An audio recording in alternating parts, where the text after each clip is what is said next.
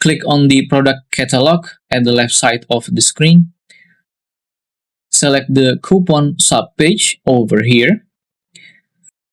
Then tap on Create Coupon at the top right corner. And you can start to insert the name of the discount or coupon and the type of coupon, whether it to be some percentage or some amount of money in your currency.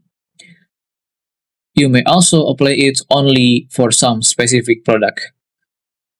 We'll also customize the coupon duration time and the redemption limit.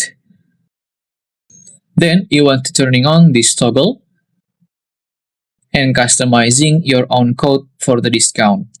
After that, click on the Create Coupon button and you are good to go. You can always see the details for each coupon or discount that you made. If you still have any question, just comment down below and I will try my best to guide and help you guys. If you find this video useful, please consider like and subscribe.